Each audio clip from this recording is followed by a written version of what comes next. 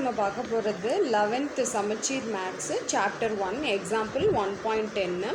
Check தி relation கொடுத்துருக்குறாங்க 1,1 2,2 3,3 up to n, defined on the set S is equal to 1 to 3 up to n for the 3 basic relation.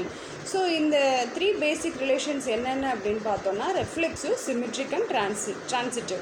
இப்போ இந்த 3 ரிலேஷனுமே நமக்கு true அப்படின்னா கொடுத்துருக்கிற இந்த relation வந்து நமக்கு ஈக்குவலன்ஸ் ரிலேஷன் அப்படின்னு சொல்லிடலாம். இப்போ ஃபஸ்ட் ஒன் வந்து ரிஃப்ளெக்ஸுக்கான கண்டிஷன் வந்து என்னென்னு பார்த்தோன்னா A, belongs to R. So இங்கே பார்த்தீங்கன்னா 1,1 2,2 3,3 இது எல்லாமே வந்து பிலாங்ஸ் டு ஆர் அப்படிங்கிறதுனால கொடுத்துருக்கிற இந்த கண்டிஷனை வந்து சாட்டிஸ்ஃபை பண்ணிடுச்சு. So therefore it is a reflexive.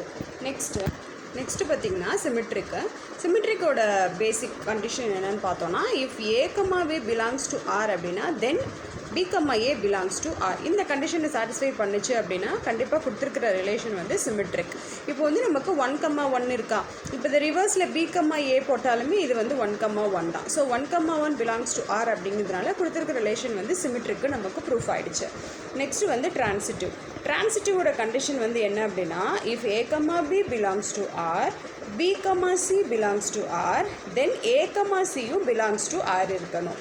இப்போது இங்கே A, B வந்து 1,1, ஸோ B, C 1,1. இப்போ பார்த்தீங்கன்னா ஏவும் சியும் நமக்கு எடுக்கும் போது 1,1 தான். ஸோ இந்த 1,1 வந்து ரிலேஷனில் நமக்கு இருக்கிறதுனால பிலாங்ஸ் டு ஆர் இருக்கிறதுனால இந்த கொடுத்துருக்க ரிலேஷன் வந்து ட்ரான்சிட்டிவ். இப்போது இந்த சம்மில் பார்த்திங்கன்னா 3மே நமக்கு ட்ரூ ஆகிட்டனால கொடுத்துருக்கிற இந்த 3 ரிலேஷன்ஸுமே வந்து ஈக்குவலன்ஸ் ரிலேஷன் ப்ரூஃப் ஆகிடுச்சு. தேங்க்யூ.